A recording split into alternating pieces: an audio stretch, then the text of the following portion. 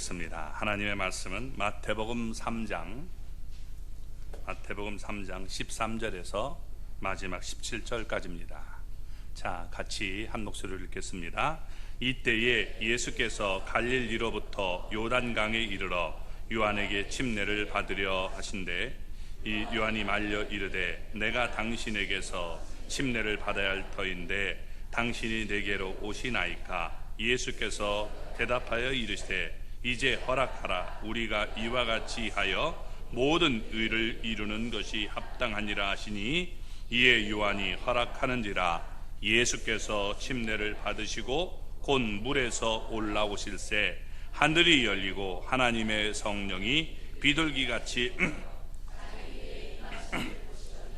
하늘로부터 소리가 있어 말씀하시되 이는 내 사랑하는 아들이요 내 기뻐하는 자라 하시니라. 아멘. 할렐루야. 하나님의 은혜와 복이 오늘도 주님 앞에 나온 우리 사랑하는 성도 여러분 삶 속에 가정 속에 언제나 늘 함께 하시기를 주님의 이름으로 축원합니다. 우리 옆에 분 우리 손 붙잡고 이렇게 우리 서로 인사 나누겠습니다. 제가 이렇게 보니까 오늘 새벽에 텔레비전 본 분들이 많은 것 같아요. 그래서 막 천당 지금 갔다 오시는 분들이 많이 있는데 우리 여러분 그래도 우리 옆에 분 사랑한다고 우리 고백합시다. 주님의 이름으로 사랑합니다.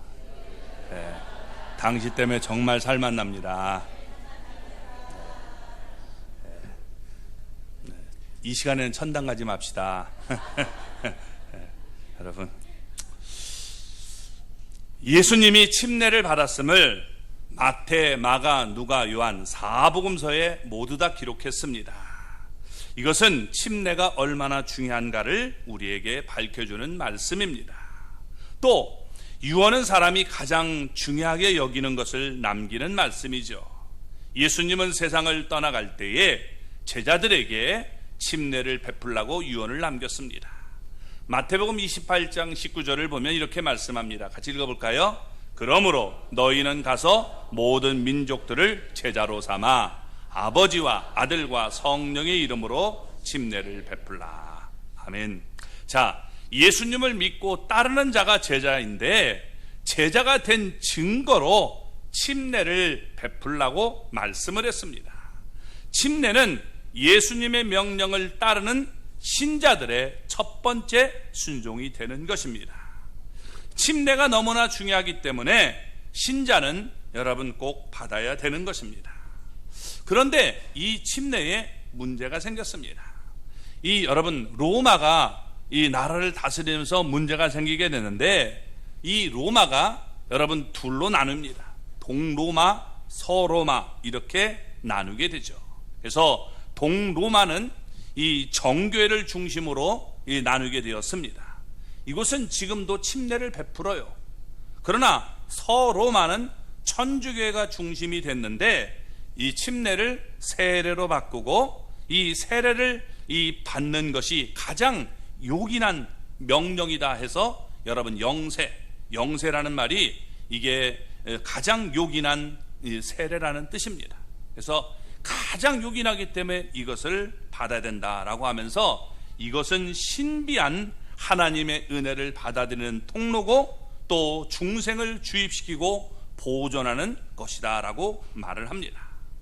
서로마는 미신적 수단으로 바꾸고 머리에 물을 붓거나 뿌리는 이방 종교 형태로 바꾸게 되옵니다.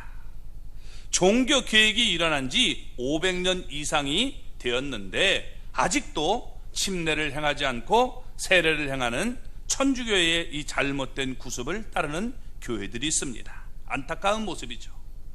이들에게 침례를 우리가 행해야 됩니다 라고 하면 침례와 세례는 형식만 다를 뿐이지 내용은 같다라고 얘기를 합니다. 그래서 오늘 제가 이 제목적인 설교로 이 얘기를 하려고 하는 겁니다. 그러면 침례와 세례가 과연 같을까라는 것입니다. 먼저 예수님은 제자들에게 이렇게 말씀했죠. 마태복음 우리 28장 19절 같이 읽어보겠습니다. 그러므로 너희는 가서 모든 민족을 제자로 삼아 아버지와 아들과 성령의 이름으로 침례를 베풀고. 자, 형식으로 우리가 봅시다. 세례는 머리 위에 물을 뿌리는 겁니다. 근데 이게 물을 뿌린다는 말을 헬라어로 여러분 동사로 쓸 때 이게 흐란티조라고 얘기합니다. 명사로 얘기할 땐 이 흐란티스모스 이렇게 얘기하는 겁니다. 자, 침례는 몸이 물속에 완전히 잠기는 거예요. 그래서 물에 완전히 잠기는데 이것을 우리가 뭐라고 하냐? 밥티조, 명사로 얘기하면 밥티스마 이렇게 얘기합니다. 이 밥티조라는 말은 원래 밥토라는 말에서 파생이 됐는데 여러분 물에 잠그는 겁니다. 옷을 염색하기 위해서 완전히 잠글 때 이런 단어를 썼습니다. 그리고 하나가 되다, 멸망시키다 이런 뜻을 가지고 있는 겁니다. 그래서 우리가 예수님이 여러분 말씀하신 지금 말이 세례일까 침례일까를 우리가 원문으로 돌아가서 봐야 되는 겁니다. 왜냐하면 여러분 원문이 여러분 진짜이기 때문에 그렇습니다. 예수님께서 말씀하신 건 세례라고 했을까요? 침례라고 했을까요? 예, 침례라고 했습니다. 그래서 우리 한글 성경에는 세례 이렇게 쓰고 있지만 대부분이 여러분 이것을 정식적으로 얘기한다면 침례로 우리가 받고 우리가 읽어야 되는 것입니다. 세례라고 쓴 데는 딱 두 군데예요. 뭐냐? 쓰는 데는 중국 그리고 여러분 우리 한국 요 단어는 이렇게 쓰고요. 나머지는 다 여러분 침례 형태를 쓰고 있다는 겁니다. 제가 아까 이렇게 봐서 라틴어, 이 라틴어를 쓰는 사람들은 어떻게 쓸까 이걸 봤더니 역시 이게 밥티스라는 단어를 쓰더라고요. 그래서 물속에 완전히 잠기는 이 단어를 쓰고 있음을 알아요. 그걸 봐도 여러분 물속에 잠기는 것을 씁니다. 그래서 여러분 다 이렇게 물속에 잠기는 침례를 예수님이 얘기했다는 건 말하고 있다는 겁니다.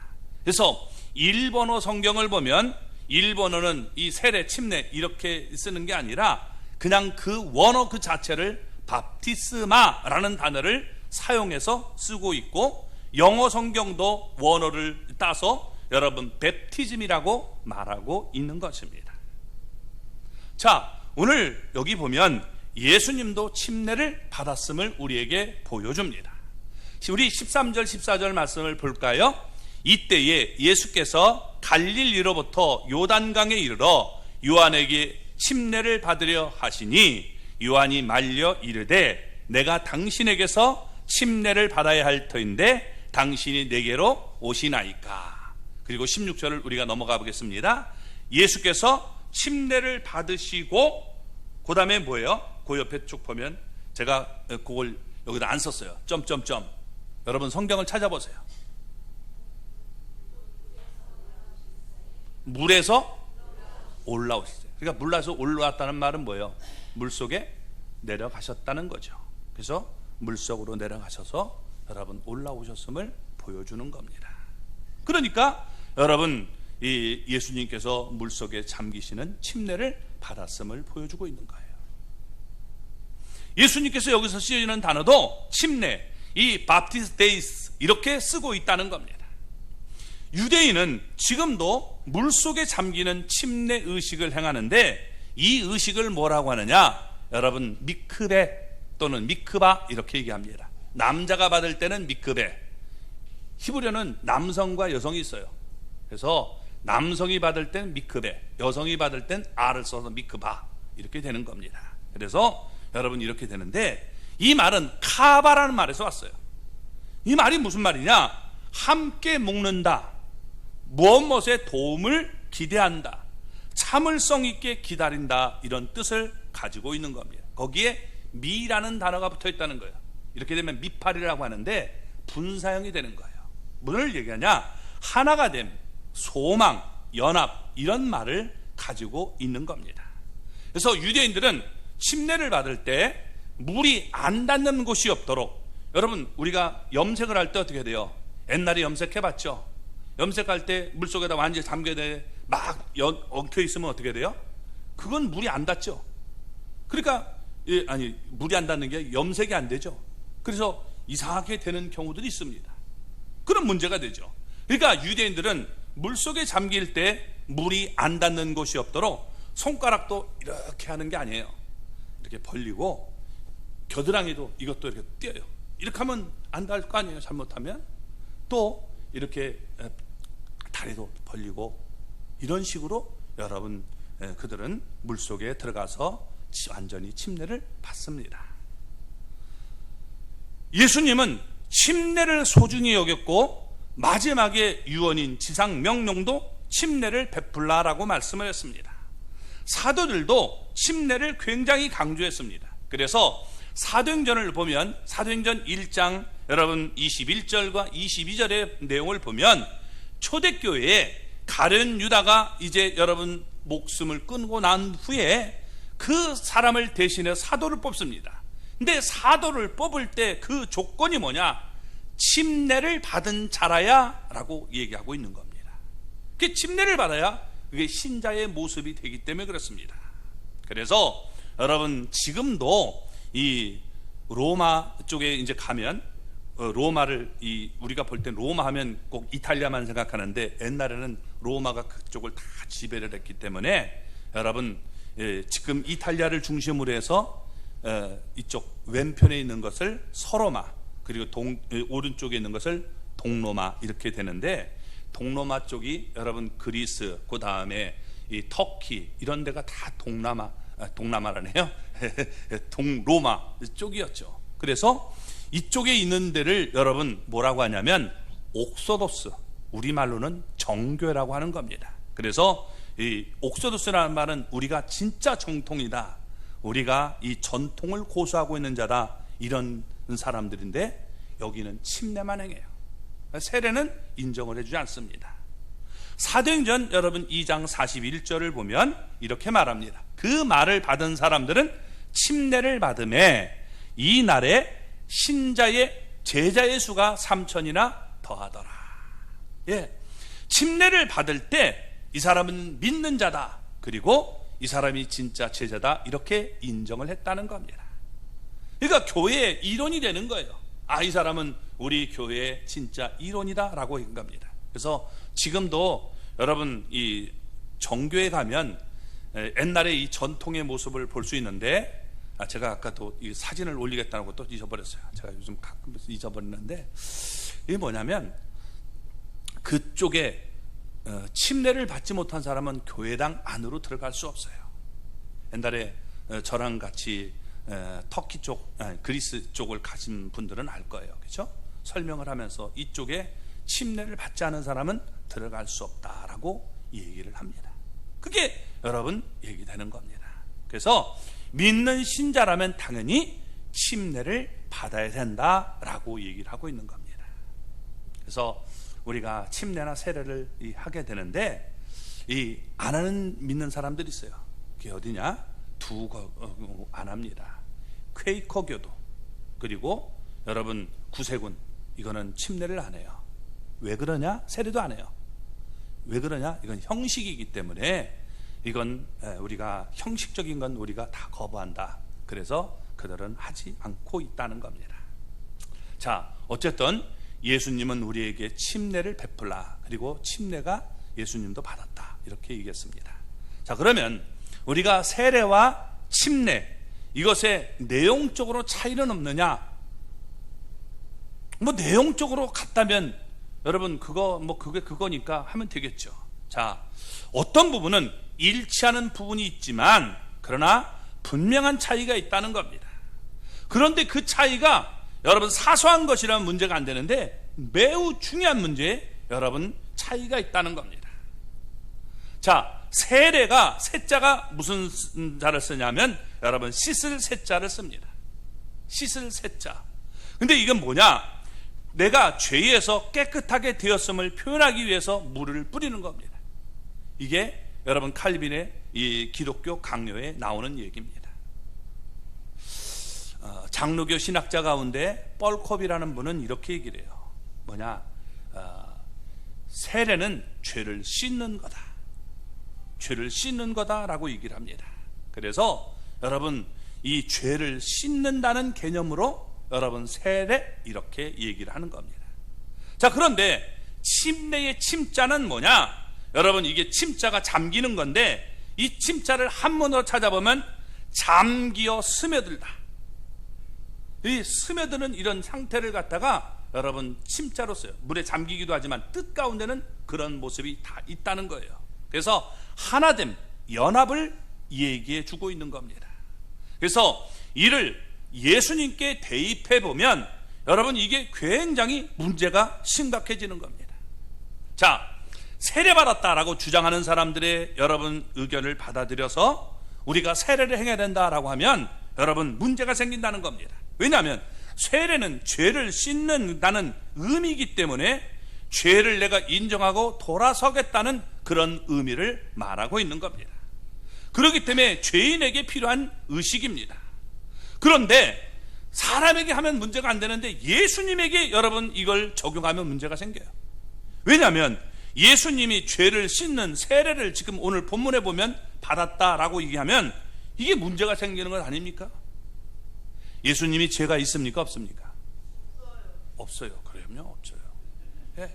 그렇게 말하면 이건 이단이 되는 겁니다. 예수님은요, 여러분 이단들이 잘 쓰는 것처럼 우리처럼 이 땅에 와가지고 죄인이었는데 그 성령이 와가지고 이 사람을 하나님의 아들로 만든 게 아니에요.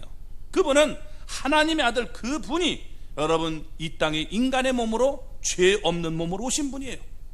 아멘? 성경이 그걸 얘기하고 있는 겁니다. 자, 그래서 여러분 예수님은 죄가 전혀 없는 분임을 우리에게 말씀해 주고 있습니다. 예수님이 요한에게 침례를 받으려고 할 때 요한이 말려서 지금 말합니다.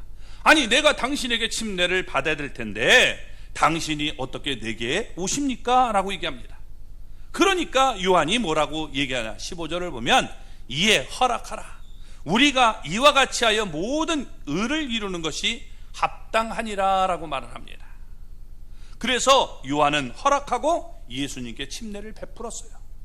자, 그러면 예수님이 왜 침례를 받았습니까? 만약에 여러분 죄를 씻는 개념이라면 예수님이 죄를 씻어야 되기 때문에 이 침례를, 세례를 받아야 되겠죠.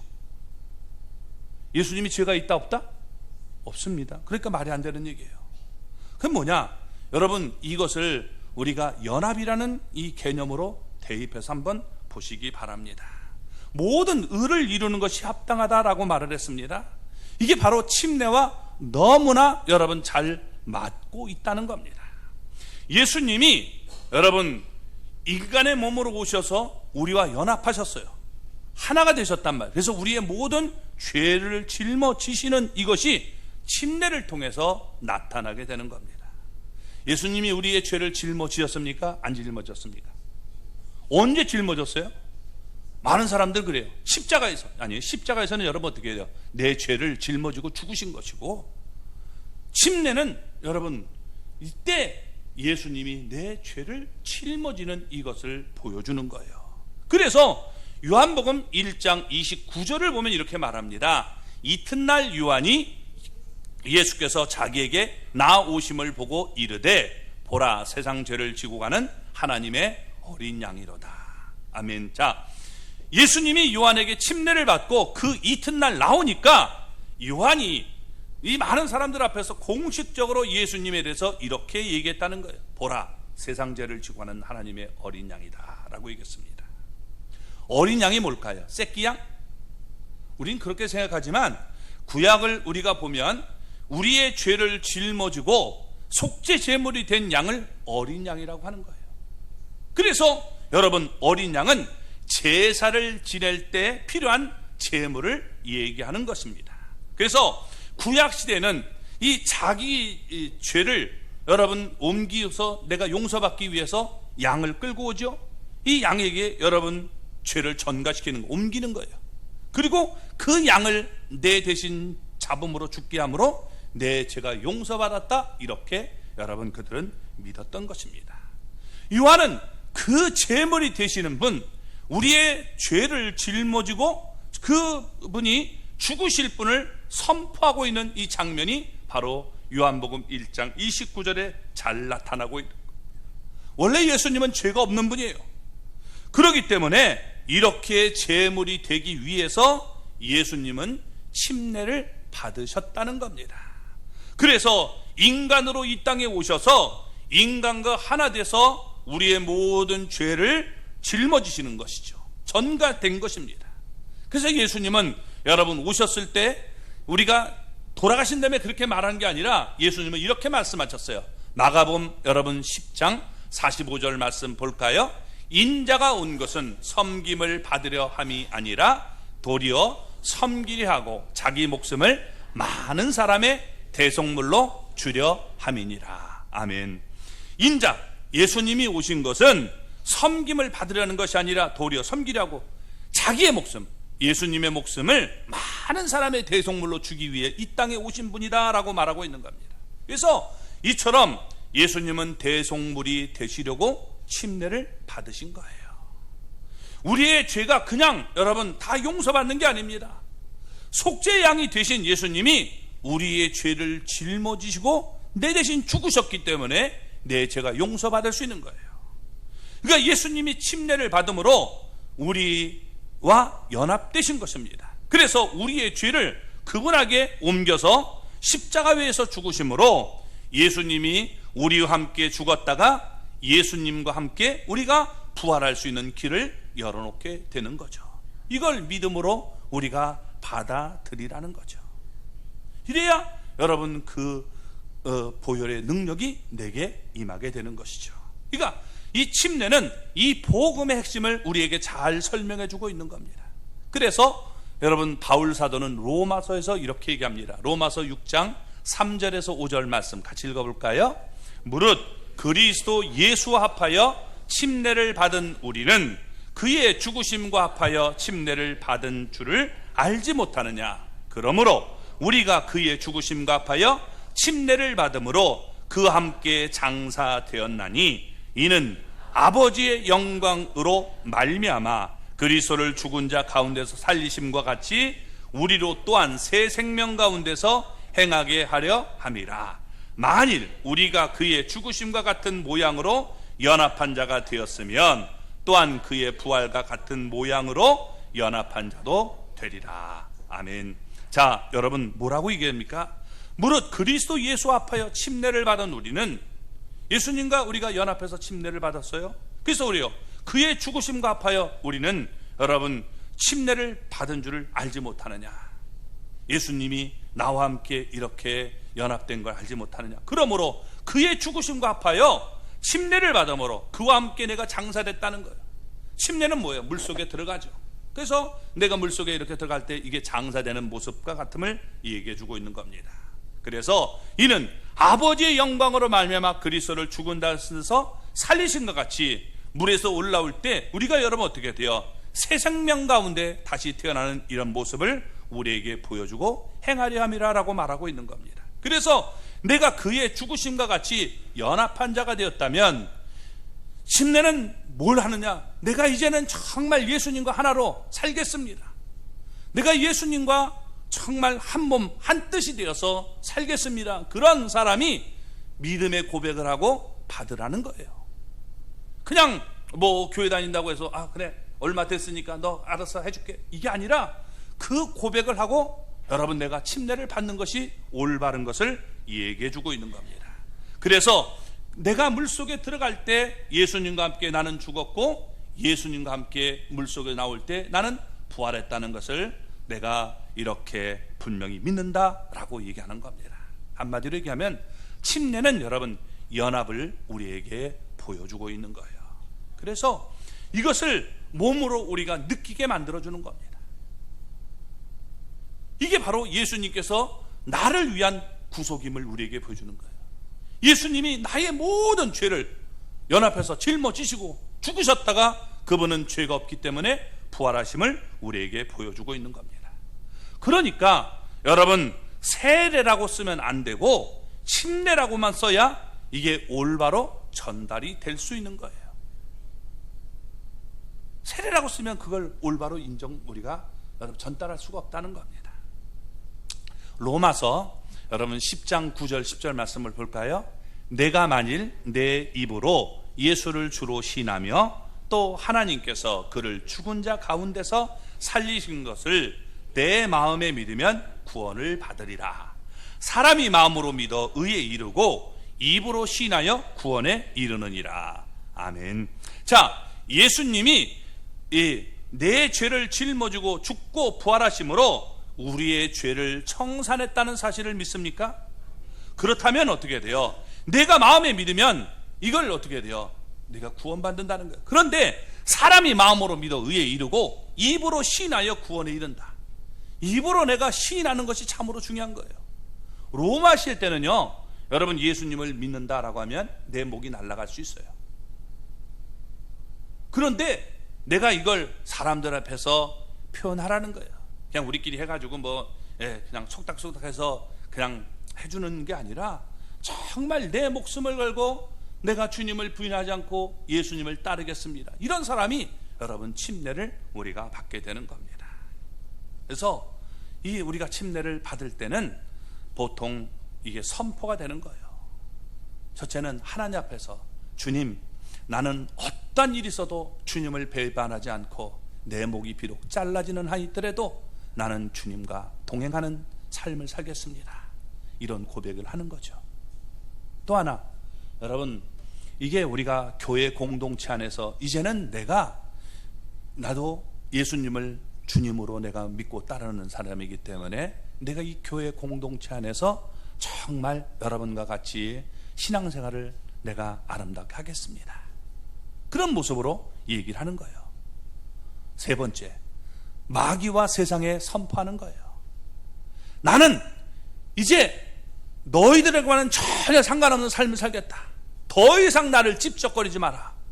나는 하나님의 사람이다. 임자가 있는 몸이다. 이런 얘기를 하는 거예요. 그래서 여러분, 임자가 있으니까 나를 유혹하지 말라는 거예요.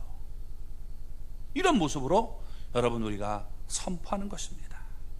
그래서 이런 고백을 하면서 침례를 우리가 행하는 것이 올바른 모습이 되는 것입니다. 신자의 침례는 예수님의 지상 명령에 순종하는 모습을 보여주는 것입니다. 그리스도와 함께 내가 연합하고, 여러분 이것은 성령님의 역사가 아니면 이런 고백이 될 수가 없는 거예요. 그래서 정말 성령님이 나와 함께 하시기 때문에 이런 고백을 하고 내가 그 명령 앞에 순종하는 모습을 보여주는 겁니다. 그러니까 이 침례를 받는 시간이 얼마나 복된 시간이겠습니까? 그래서 오늘 여기 여러분, 예수님은 침례를 받을 때 여러분 지금 하나님이 기뻐하시는 일을 우리에게 보여주고 있습니다. 16절 17절 한번 같이 읽어볼까요? 예수께서 침례를 받으시고 곧 물에서 올라오실새 하늘이 열리고 하나님의 성령이 비둘기같이 내려 자기 위에 임하심을 보시더니 하늘로부터 소리가 있어 말씀하시되 이는 내 사랑하는 아들이요 내 기뻐하는 자라 하시니라. 아멘. 자, 여기 보세요. 하늘이 열렸다. 무슨 얘기예요? 우리가 여러분 하늘이 열렸다는 것은 이제 주님의 나라로 들어갈 자격이 됨을 보여주는 거죠. 물론 예수님은 여러분 하늘나라로 가실 분 자격이 되는 분이에요. 근데 우리가 이 모습을 통해서 이제 예수님을 통해서 이 모습을 또한 우리에게 보여주는 겁니다. 그리고 성령이 비둘기같이 임했다라고 보여주죠. 그리고 하늘로부터 소리가 있었는데 이는 내 사랑하는 아들이요 내 기뻐하는 자라라는 하나님의 음성이 들려온 것입니다. 그래서 여러분 얼마나 이것이 귀한가를 우리가 깨달을 수 있는 사람들이 되시기 바랍니다. 그러면 왜 여러분 이 지금 침례가 세례로 이게 변하게 됐을까요? 자, 성경은 침례를 말합니다. 세례를 말한 적이 없어요.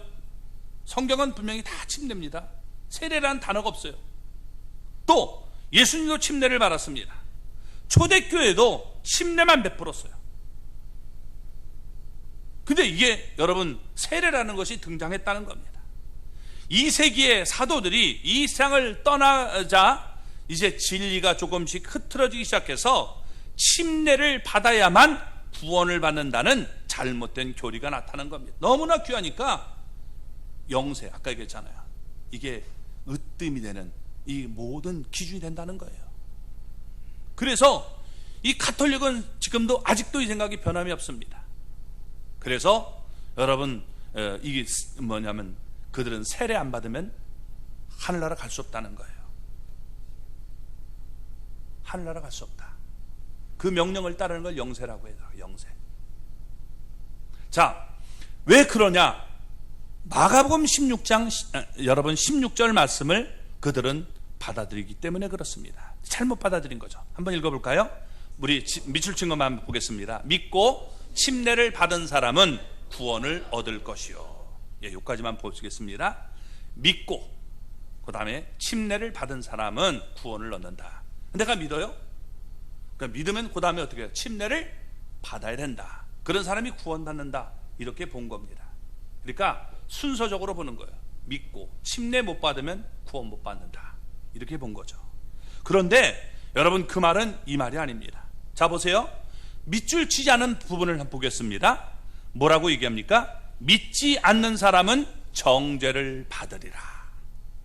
자 여기 보세요. 앞에 것과 이 밑줄 친 거가 밑줄 치지 않은 걸 한번 보세요. 만약에 여러분 이걸 우리가 이 대조에서 이렇게 써놨다면 이렇게 볼 거예요.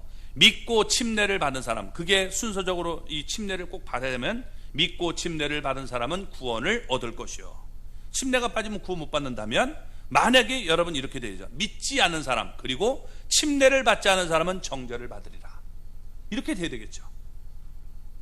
그렇죠? 믿지 않고 침례를 받지 않은 사람은 정죄를 받으리라. 구원 받지 못한다. 이렇게 써야 맞습니다. 그러나 그렇게 쓰지 않았다는 거예요. 믿는 사람은 당연히 침례를 통해서 내 신앙을 고백하고 나와야 되기 때문에 믿고 침례를 받는 것과 그 다음에 믿지 않는 것 이렇게 여러분 얘기하고 있는 겁니다. 또 오해가 된 것이 뭐냐? 마가복음 여러분 1장 4절을 보면 죄 사함을 받게 하는 침례다라고 말을 합니다.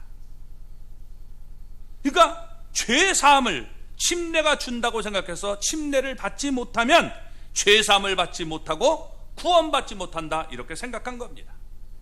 그러니까 이처럼 잘못된 이 가르침으로 침례가 구원의 필수품이 된 거예요. 필수 조건이 된 겁니다. 그러니까 구원받기를 원하는 사람은 꼭 이게 침례를 받아야 된다라고 생각한 겁니다. 자 그런데 이제 문제가 생깁니다. 침례가 구원의 조건이라면 여러분 어떻게 돼요? 제가 지금 이제 나이가 들어서 이게 오늘날 하는 사람이 이런단 말이에요. 이게 지금 구원시키려면 어떻게 침례를 줘야겠죠? 이게 물속에다 확 집어넣으면 어떻게 돼요? 이게 되면 이게 문제가 된단 말이에요. 그죠? 그냥 가십시오 하는 얘기가 되니까 이거 문제가 생기는 건 아닙니까? 그러니까 여러분 이게 침례 못 받고 이게 이제 세상을 떠나면 구원받지 못한다. 그러니까 어떻게 돼요? 아, 이건 곤란하다.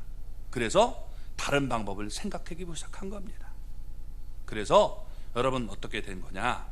이제 어린이나 노약자들에게는 침례를 베풀기가 곤란한 경우, 그래서 2세기에 우리가 디다케라고 하는 12 사도들의 교훈집을 우리가 보면 침례를 우리가 행할 수 없는 경우가 생기면 물을 부어라 이런 얘기가 나옵니다. 그래서 침례를 할 수 없으면 이게 물을 부어라 이렇게 얘기를 한 겁니다. 여러분 사막에서 물이 없을 때 침례를 어떻게 들어가서 할 수 있겠어요? 못하잖아요. 그럴 때는 어떻게 돼요? 그런 의미를 잘 설명해주고 그렇게 하면 인정이 되겠죠. 근데 이게 아까도 얘기했지만 뜻도 변하고 형식도 변하게 된 겁니다. 이러면서 이제 길을 터놓게 된 겁니다. 침례를 행할 수 없을 때 물을 부어라. 이제 이게 2세기에 나온 거예요. 3세기에 가서 어떻게 되냐? 시프리안이라는 사람은 죄를 씻는 것은 물의 양이 아니니 세례도 좋다. 여러분보세요. 죄를 씻는 개념으로 봤단 말이에요. 죄를 씻는 것이 물이 많아야 죄를 씻습니까? 아니죠. 그러니까 여러분 그 말은 틀린 게 아니에요. 죄를 씻는 것은 여러분 주님의 보혈로 씻는 거지 물로 씻는 게 아닌데 물의 양이 아니니까 세례도 좋다 이렇게 여러분 하면서 세례를 허용하게 된 것입니다. 그러나 여러분 이 8세기까지는 교회들은 주로 침례가 이게 오르니까 침례를 행한 거예요. 그러다가 이제 8세기 중반에 로마 교회의 법왕 스테반 3세가 영을 내려서 이제 영을 내립니다. 침례 대신에 세례를 줘도 좋다라고 정식적으로 공포를 한 겁니다. 그리고 우리가 쭉 넘어가서 여러분 1311년 라벤다 회의에 모인 로마 교회 대표들은 세례만 실시하고, 잘 들으세요, 침례를 실시하면 사형하기로 결의를 합니다. 이거 완전히 이상해졌죠. 하나씩 연구하다 보니까 이게 뭐냐면, 우리는 세례만 실시하고 침례를 하면 그 사람 죽인다, 이렇게 된 거예요. 왜? 동로마와 서로마가 여러분 갈라지거든요. 그러니까 저쪽은 침례를 행하니까 그런 모습을 우리가 볼 수 있는 거예요. 그래서 사형을 하기로 결의를 하고서 많은 성도들이 핍박을 당하게 된 겁니다. 그 후에 이 서방 쪽은 이게 뭐냐면 세례만 실시하게 된 거예요. 이탈리아 쭉 올라가면 여기가 뭐냐면 스위스예요. 그쪽이 넘어가면 뭐 우리가 프랑스, 그 다음에 뭐 이쪽으로 가면 영국, 또 더 가면 또 스페인, 포르투갈, 이쪽으로 가면 또 여러분 뭐 독일 뭐 해가지고 뭐 체코 뭐 쭉 다 있죠. 그러니까 이런 쪽은 서방 쪽에 이 개통을 해가지고 그 세례를 옛날에 이렇게 그쪽이 다스렸기 때문에 그런 모습을 한 겁니다. 이쪽은 동로마 쪽은 침례를 행했고 지금도 침례만 행하고 있어요. 자, 그래서 이런 모습이 된 겁니다. 16세기에 종교 개혁이 여러분 서방 교회를 중심, 그쪽에 있는 데를 중심으로 해서 일어나서 우리가 성경으로 돌아가야 된다, 성경으로 돌아가는 그런 운동이 있었지만 많은 사람들이 인간적인 이유로 세례를 행했던 겁니다. 왜냐하면 여러분 종교 개혁자들 도와주는 사람이 영주인데 이들이 세례를 받았단 말이에요. 근데 세례 안 됩니다, 이게 침례 행해야 됩니다 하면 여러분 어떻게 돼요? 이게 자기를 도와주지 않을 것 같은 느낌이 들기 때문에 이게 그냥 세례도 받아주자, 이렇게 된 거예요. 그래서 칼빈은 성경에는 분명히 침례라고 되어 있지만 현실적인 이유, 이게 지금 현실은 저들이 도와줘야 되는데 도와주지 못하면 곤란하니까 세례를 우리가 행할 수 있다라고 해서 그걸 인정했던 겁니다. 그런데 여러분 그것이 다 끝났는데도 아직도 세례를 실시하는 교회들이 있어요. 안타까운 거죠. 성경으로 돌아가려면 여기까지 우리가 돌아가야 되는 것 아니겠습니까? 성경적인 이 침례에서 벗어나자 침례 교회들은 죄를 짓는 게 아니라 주님과 연합하는 모습이다, 내가 회개했다면, 내가 정말 주님과 이제는 연합해서 그런 삶을 살겠다면 침례를 우리가 통해서 믿음을 분명히 고백해야 된다라고 주장했던 겁니다. 침례를 받아야만 구원받는 건 아니다, 이건 틀렸기 때문에 잘못된 생각을 우리가 고쳐야 된다라고 하면서 성경이 말하는 침례는 예수님을 믿고 자기 죄를 회개하게 한 자는 그 신앙을 침례로 표현하는 것이다. 그래서 이걸 우리가 해야 된다는 거예요. 나 예수님 믿지만 그러나 나 침례 안 받을래, 이렇게 말하지 말고 그걸 하나님 앞에서 또 성도들 앞에서 세상 사람들과 마귀 앞에서 네가 진짜 하나님의 사람인 걸 보여라 라고 얘기하고 있는 겁니다. 그래서 우리가 이런 모습을 갖게 되는 겁니다. 그래서 침례는 여러분 우리가 보면 결혼식과 같다라고 우리가 설명할 수 있습니다. 자, 사랑한다, 사랑한다면 어떻게 돼요? 여러분 우리가 결혼해서 같이 사는 것이 이게 올바를 것입니다. 사랑은 하지만 나는 너와 결혼 안 해, 그냥 만나기만 할래, 이게 여러분 잘못된 겁니다. 불륜이 될 수 있는 거예요. 물론 이 꼭 결혼식을 해야만 부부는 아니에요. 결혼식을 치르지 않아도 호적에 올라가면 결혼이 성립될 수 있습니다. 같이 사는 사실, 그게 혼인, 여러분 우리가 사실혼이 되는 거죠. 그러나 결혼하지 않아서 내가 다른 사람에게, 여러분 저 사람 결혼 안 했어, 그래서 다른 사람이 와가지고 자꾸 프로포즈하고 나랑 같이 살자, 이래도 여러분 할 말이 없는 거예요. 그 결혼한 사람이 그렇게 하면 안 되죠. 그 법으로 여러분 금하게 되는 겁니다. 그래서 하나님 앞에서 정말로 사랑한다면 내가 이 사람과 결혼해서 나는 일평생 이 사람과만 살 테니까 누구도 나를 꼬시지 마십시오. 나는 임자가 있습니다. 임자 있는 모습입니다. 그러니까 여러분 이렇게 선포하고 내가 하나 되어 살라는 것을 얘기해 주고 있는 거예요. 예수님을 진정 믿는다면 사랑이 고백되어야 되는 것입니다. 그 고백이 진실이라면 여러분 내가 침례로서 내 이 신앙을 선포하라는 거예요. 고백하라는 겁니다. 그래서 예수님을 믿고 내가 죄로부터 돌아서서 회개하고 주님과 연합한 인생을 살기를 원한다면 내가 침례로서 내가 그것을 표현하는 것이고, 내가 그렇게 못하겠다면 여러분 침례로서 내 신앙을 고백할 수 없다라고 말하는 것입니다. 그래서 신앙 이 고백이 정말 중요하기 때문에 우리가 갓 태어난 아이에는 여러분 고백할 수 없잖아요. 이게 여러분 나 예수님 믿어 이렇게 말할 수, 우리가 이해할 수도 없으니까 그런 것은 우리가 유아세례를 인정하지 않는 거예요. 왜 유아세례를 여러분 천주교는 지금도 인정하느냐? 구원의 조건으로 보기 때문에 그래요. 옛날에는 어린아이들이 많이 죽었단 말이에요. 그럼 이 아이가 여러분 죽으면 어떻게 돼요? 천국에 가야 될 것 아닙니까? 근데 세례가 여러분 너무나 중요한 것이기 때문에 세례를 못 받으면 하나님의 모든 은총이 그에게 내릴 수가 없어요. 그러니까 어떻게 돼요? 이 아이에게 유아래도 세례를 줘서 천국에 갈 수 있는 길을 열어주자. 이게 유아 세례가 된 거예요. 이건 우리가 인정할 수 없다는 거예요.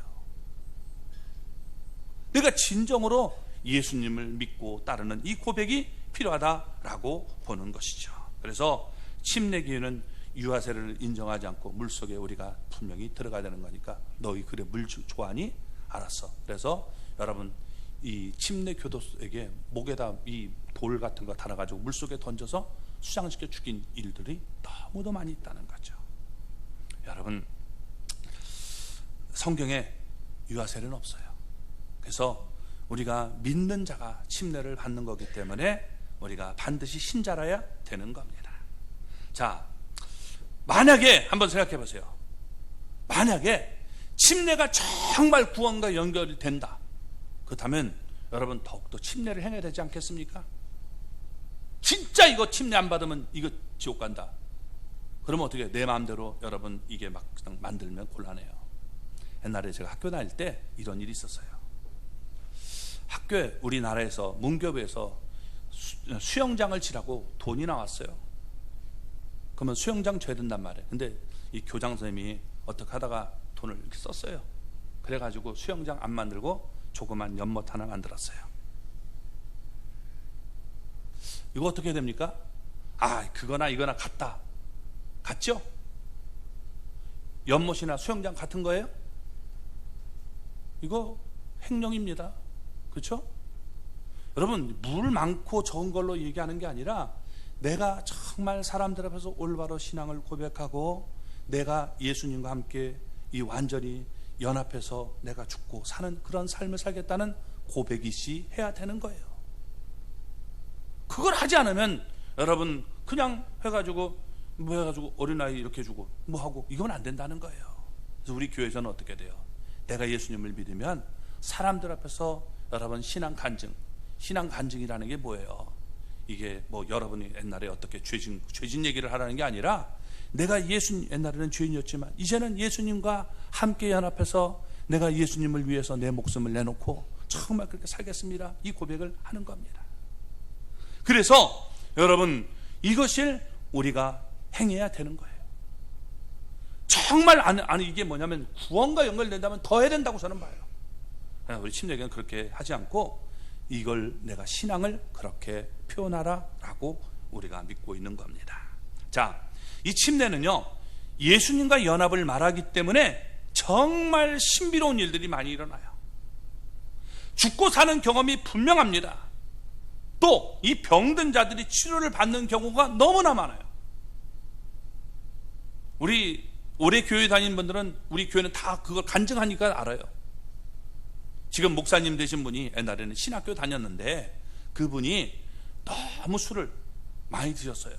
그래서 술을 좀 끊어보려고 이분은 신학교를 갔어요. 참 하는 사람도 많죠.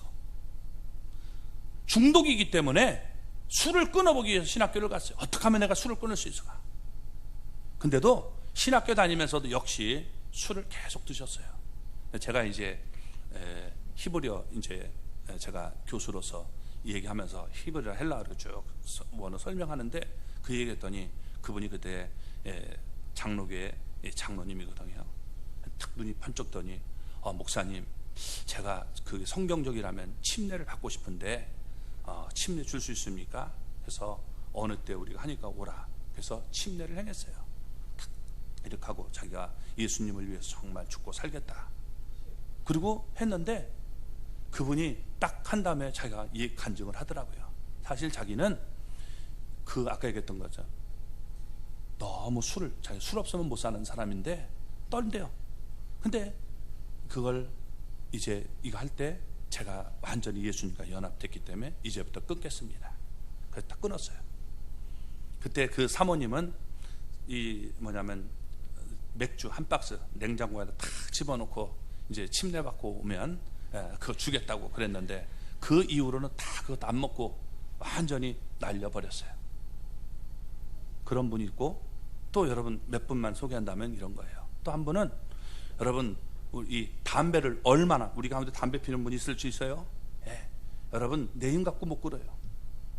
담배를 하루에 6갑 내지 7갑을 폈어요.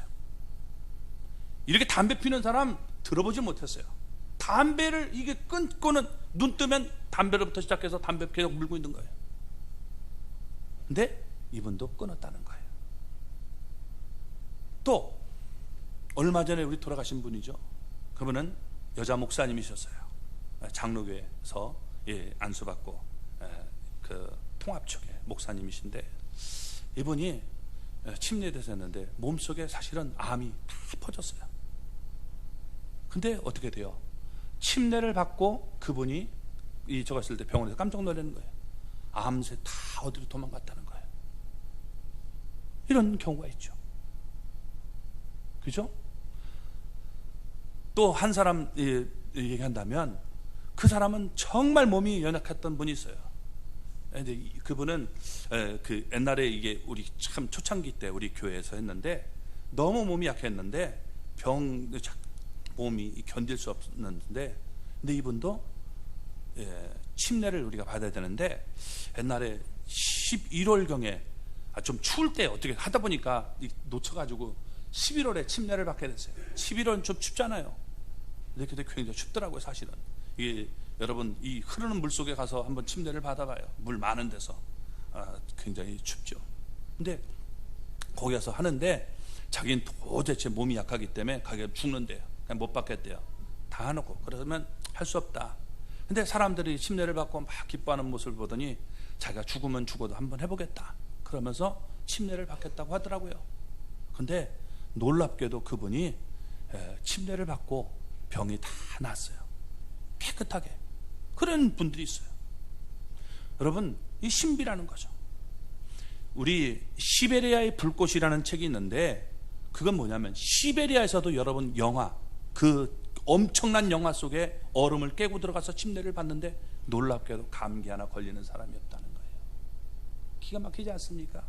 하나님이 여러분 예수님이 나와 연합한 삶을 살면 바로 그런 모습을 보여주는 거예요. 그래서 하나님의 말씀에 순종했다는 의미로 생명을 걸었다는 거예요. 나는 이제 주님과 연합해서 내 목숨 주님 앞에 내놓겠습니다. 이런 모습이 여러분 침례의 모습이 되는 거예요. 이슬람 지역에서는 여러분 침례식을 행하면 이건 여러분 어떻게 돼요? 그건 죽음의 대상이 되는 거예요. 세례를 하면 용서해 줄 수 있어요. 근데 침례는 안 돼요. 한번 보세요. 똑같은 거예요. 로마 시대 때 여러분 내가 이게 많은 사람 침례를 받으면 어떻게 돼요? 그건 죽기를 각오하는 거예요. 그죠? IS 지역에 가서 내가 이 침례 해봐요. 그 사람들이 있는 데서 목 내놔야죠. 이게 예수님 믿는 거예요. 여러분 이런 모습으로 우리가 하는 거예요.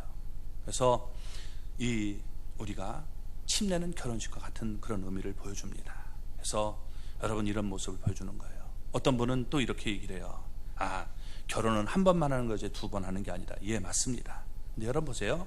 우리가 결혼의 의미를 이게 되새기면서 여러분 리마인드 웨딩을 하는 분들이 많아요.